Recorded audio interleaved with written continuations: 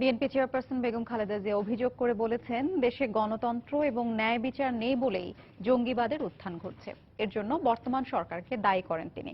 প্রতিষ্ঠাবার্ষিকী উপলক্ষে রাজধানীর ইঞ্জিনিয়ার্স ইনস্টিটিউশনে আলোচনা সভায় বক্তব্য রাখেন তিনি। বেগম জিয়া বলেন, ক্ষমতায় টিকে থাকার জন্য কারো সঙ্গে চুক্তি করেনি বিএনপি।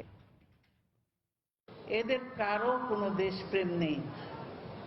এরা নিজেদের মুক্তিযুদ্ধের সপক্ষের শক্তি বলে দাবি করে, কিন্তু সত্যিকারের মুক্তিযুদ্ধের সপক্ষের শক্তি আপনারা, তাহলে দেশটার এই দুর্দশা করছেন কেন?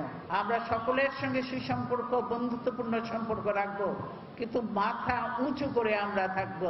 মাথা নিচু করে পেছনের দরজা দিয়ে আমরা শুধুমাত্র ক্ষমতায় যে সবকিছু বিক্রি করে দেওয়ার জন্য নয়। আজকে বিচার বলে কিছু নাই। যেখানে ন্যায় বিচার থাকে না, যেখানে গণতন্ত্র থাকে না, সেখানে জঙ্গিবাদের উত্থান ঘটে। এই আওয়ামী লীগের সময় জঙ্গিবাদের উত্থান ঘটেছিল প্রথম।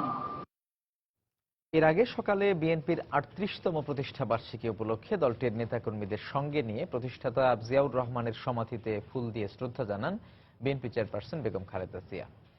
শ্রদ্ধা জানানোর শেষে শেরেবাংলা নগরের চন্দ্রিমা উদ্যানে জিয়ার সমাধিতে মোনাজাতে অংশ নেন তিনি।